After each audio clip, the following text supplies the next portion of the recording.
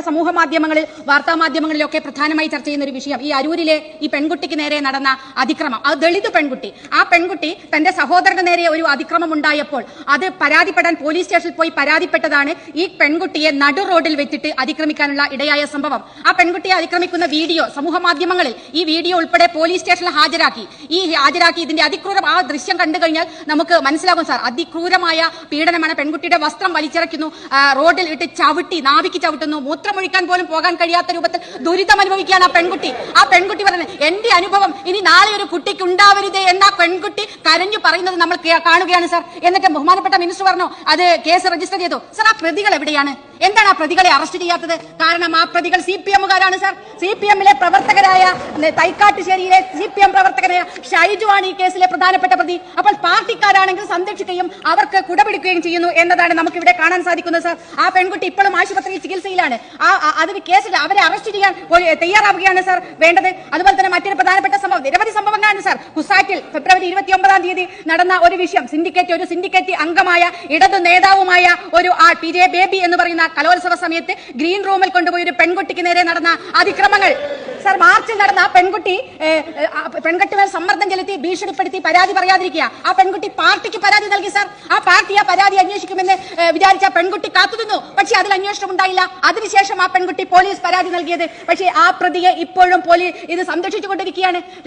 അതിന്റെ ഒരു പ്രധാനപ്പെട്ട കാര്യം സാർ, ഈ ബേബി, ഈ ഇടതുപക്ഷക്കാരനായ ഈ സിൻഡിക്കേറ്റ് അംഗമായ ബേബി എന്ന് പറയുന്ന അദ്ദേഹം ഈ കുട്ടികളുടെ ക്ഷേമം ഉറപ്പാക്കേണ്ട ക്ഷേമകാര്യ കമ്മിറ്റിയുടെ ചെയർമാനാണ് സാർ. അയാളാണ് ഈ പെൺകുട്ടിക്ക് നേരെ ഈ അതിക്രമങ്ങൾ നടത്തിയത്. എന്നിട്ട് എന്ത് നടപടിയാണ് സാർ ഉണ്ടായത്? സാർ, അയാളെ ആ സ്ഥാനങ്ങളിൽ നിൽക്കാനുള്ള എന്തെങ്കിലും ഒരു കാര്യം ചെയ്തു? ഒരു പെൺകുട്ടിക്ക് നേരെ അവിടെയുള്ള ഒരു സിൻഡിക്കേറ്റ് മെമ്പർ ഈ അതിക്രമം കാട്ടിയിട്ട് അദ്ദേഹത്തെ സ്ഥാനങ്ങളിൽ നിന്ന് നീക്കാനുള്ള എന്തെങ്കിലും കാര്യം ചെയ്യാൻ വേണ്ടി സാധിച്ചോ സാർ? നാണിപ്പിക്കുന്നതാണ് സാർ കേരളത്തെ ഇത്തരം വിഷയങ്ങൾ. അതുപോലെ തന്നെയാണ് സാർ വിദ്യാർത്ഥിനികളുടെ അശ്ലീല ചിത്രങ്ങൾ സമൂഹ മാധ്യമങ്ങളിൽ പോസ്റ്റ് ചെയ്ത വളരെ ക്രൂരമാണ് സാർ. ഈ പെൺകുട്ടിയുടെ ഒരു കോളേജിൽ, അത് കാലടി ശ്രീശങ്കര കോളേജിലെ മുൻ SFI നേതാവ് രോഹിത് എന്ന് പറയുന്ന ഒരു പ്രതിയാണ് ഈ കേസിലുണ്ടായിരുന്നത്. ആ പ്രതി ചെയ്തത് ആ പെൺകുട്ടിയുടെ ഒരു ഫോട്ടോ എടുത്ത് അത് ഈ ഫേസ്ബുക്കിലൊക്കെ ഉണ്ടാകുന്ന ആ ഒരു അശ്ലീലമായിട്ടുള്ള ഇത് വരുന്ന പേജ് ഉണ്ട്. ആ പേജിലേക്ക് അതിന്റെ കൂടെ ഇടുകയാണ് ഈ പെൺകുട്ടികളുടെ ചിത്രം. ആ പെൺകുട്ടികളുടെ ചിത്രം എടുത്ത് തെളിവ് സഹിതം ആ പെൺകുട്ടി പരാതി നൽകി സാർ. പക്ഷേ ആ പ്രതിയെ സ്റ്റേഷൻ ജാമ്യത്തിൽ വിടുകയാണ് ചെയ്തത്. ഈ മുൻ SFI നേതാവ് ഇയാൾ സ്ഥിരമായിട്ട് അവിടെ വരികയാണെന്ന് ആ കോളേജിലെ കുട്ടികൾ കംപ്ലൈന്റ് ചെയ്യാണ്. കോളേജിൽ നിന്ന് പാസ് ഔട്ടായി പോയ ആളാണ്. പക്ഷെ വീണ്ടും ഇപ്പോഴും വരുന്നു. ഭരണ സ്വാധീനത്തിന്റെ, അവിടുത്തെ SFI സ്വാധീനത്തിന്റെ ഭാഗമായിട്ട് അവിടെ വന്ന് ഈ തരത്തിൽ പെൺകുട്ടികളോട് മോശമായി പെരുമാറുകയും വിദ്യാർത്ഥികളുമായി സൗഹൃദം സ്ഥാപിച്ചുകൊണ്ട് ഈ സമൂഹ മാധ്യമ അക്കൗണ്ടുകളിൽ ഇത്തരത്തിലുള്ള ഫോട്ടോകൾ മോശം അടിക്കുറിപ്പോട് കൂടിയാണ് സാർ പോസ്റ്റ് ചെയ്യുന്നത്. 20ഓളം പെൺകുട്ടികളുടെ ചിത്രങ്ങളാണ് സാർ ഇത്തരത്തിൽ വൈകൃതമായ മനസ്സിനുടമയായ ഇയാൾ പോസ്റ്റ് ചെയ്തത് എന്നാണ് സാർ മനസ്സിലാക്കുന്നത്. എത്ര ക്രൂരമാണ് സാർ ഈ നാട്ടിലെ സംഭവങ്ങൾ, ഈ കോളേജുകളിലൊക്കെ നടക്കുന്ന, ഈ പെൺകുട്ടികൾക്ക് നേരെ നടക്കുന്ന ഇത്തരത്തിലുള്ള പ്രശ്നങ്ങൾ സാർ. മറ്റൊരു കേസാണ് സാർ, കേരളത്തിനാകെ അപമാനമായ മറ്റൊരു കേസ് ഉണ്ടായിരിക്കുന്നു. ക്രിക്കറ്റ് അസോസിയേഷൻ നേതാവ് ഈ നമ്മുടെ ക്രിക്കറ്റ് പഠിക്കാൻ വേണ്ടി പോകുന്ന കൊച്ചു മക്കളെ, പെൺകുട്ടികളെ അതിന്റെ ഭാഗമായി ലൈംഗികമായി പീഡിപ്പിക്കുകയും ആ കുട്ടികളുടെ അശ്ലീല ഫോട്ടോ ആവശ്യപ്പെട്ടുകൊണ്ട് ഈ കുട്ടികൾക്ക് നേരെ നടത്തുന്ന പ്രവർത്തനങ്ങൾ. ആരാണ്? ക്രിക്കറ്റ് അസോസിയേഷന്റെ അംഗമായിട്ടുള്ള നമ്മളെ ഡൽഹിയിൽ BJP-യുടെ MP ബ്രിജിത് ഭൂഷണെ നമ്മൾ കേട്ടിട്ടുണ്ട്. ആ ബ്രിജിത് ഭൂഷൺ ഗുസ്തി താരങ്ങൾക്ക് നേരെ നടത്തിയ അതിക്രമങ്ങളെ അതിനേക്കാളും വെല്ലുന്ന രൂപത്തിൽ ഈ കേരളത്തിൽ നടക്കുകയാണ് സാർ. ക്രിക്കറ്റ് എങ്ങനെയാണ് തങ്ങളുടെ രക്ഷിതാക്കൾ തങ്ങളുടെ മക്കളെ ഇതുപോലെയുള്ള പരിശീലനത്തിന് അയക്കുക സാർ? എങ്ങനെ വിശ്വസിച്ച് അയക്കാൻ കഴിയും സാർ? ഈ സാഹചര്യത്തിൽ എത്ര രക്ഷിതാക്കളാണ് തങ്ങൾക്ക് ഉള്ളത് മുഴുവൻ വിറ്റുപെറുക്കി തങ്ങളുടെ മക്കൾക്ക് താല്പര്യമുള്ള ഇതുപോലെയുള്ള മേഖലകളിലേക്ക് എത്താൻ വേണ്ടിയിട്ടുള്ള അവരെ കൊണ്ടയക്കുന്ന കേന്ദ്രങ്ങളാണ് സാർ ഇത്. അവിടെയാണ് ഈ പെൺകുട്ടികൾ, ചെറിയ മക്കളാണ് സാർ. ആ മക്കളെയാണ് ഈ തരത്തിലേക്ക് അവരുടെ ഈ ബോഡി, അവരുടെ ഫിറ്റ്നസ് കാണിക്കാൻ വേണ്ടിയിട്ട് നഗ്ന ഫോട്ടോ വേണമെന്ന് ഇയാൾ ഈ പെൺകുട്ടികളോട് ആവശ്യപ്പെടുകയാണ്. എന്നിട്ട് ആ പെൺകുട്ടി കൊടുക്കാത്ത കുട്ടികളെ ക്രൂരമായി മാനസികമായും ശാരീരികമായും ആക്രമിക്കുന്ന തരത്തിലേക്ക് ഈ ക്രിക്കറ്റ് അസോസിയേഷന്റെ നേതാവ് മാറുകയാണ്. അയാൾ ഇപ്പോഴും അവിടെ ഉണ്ടാവുകയാണ് സാർ. 2 വർഷം മുന്നേ ഇയാൾ പോക്സോ കേസിൽ പ്രതിയായിട്ട് കോടതിക്ക് പുറത്ത് ഒത്തുതീർപ്പാക്കിയ ആളാണ് സാർ. അന്നും നടപടിയെടുത്തില്ല.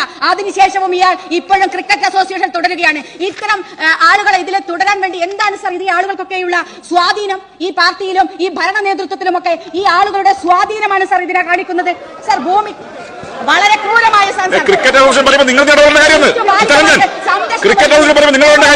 കുട്ടികൾക്ക് സംരക്ഷണം കൊടുക്കുന്നതിൽ പോലും ഈ സർക്കാർ ദയനീയമായി പരാജയപ്പെടുകയാണ് സാർ. ആ കുട്ടികൾക്ക് പോലും സംരക്ഷണം കൊടുക്കാൻ രൂപത്തിലേക്ക് മാറുന്നത് സാർ. സാർ, നിങ്ങളുടെ ഉൾപ്പെടെ കുട്ടികളാണ് ഇതിനകത്ത് വരുന്നത്. അതിന് പറഞ്ഞിട്ട് കാര്യമില്ല സാർ. നിങ്ങളൊക്കെ ഇതിനെതിരെ രംഗത്ത് വരേണ്ട ആളുകളാണ് സാർ. ഇടതുപക്ഷം ഭരിക്കുന്ന നാടാണിത്. നമ്മുടെ നമ്പർ 1 കേരളത്തിലാണ് സാർ ഇത് നടക്കുന്നത്. നമ്പർ 1 കേരളത്തിൽ. ആ കേരളത്തിൽ നടക്കുന്ന ഈ കാര്യം, ഇതിനെതിരെ നടപടിയെടുക്കാൻ എന്തുകൊണ്ട് സാധിക്കാതെ പോകുന്നു പറഞ്ഞോളൂ സാർ. Please. അതിനെതിരെ ഊറ്റം കൊണ്ടത് കണ്ട് കാര്യമില്ല സാർ.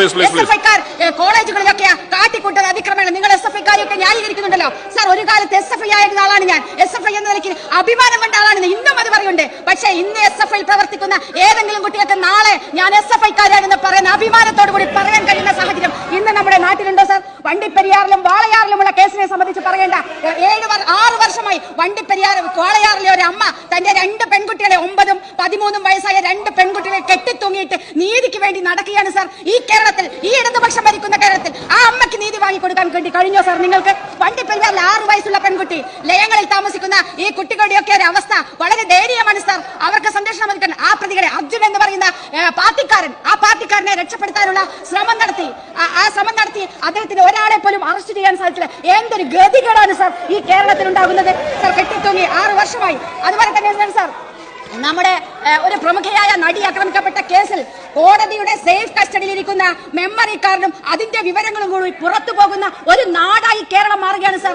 ആ പെൺകുട്ടിയുടെ ഇച്ഛാശക്തി കൊണ്ടാണ് ഈ കേസ് ഇപ്പോഴും മുന്നോട്ട് പോകുന്നത്.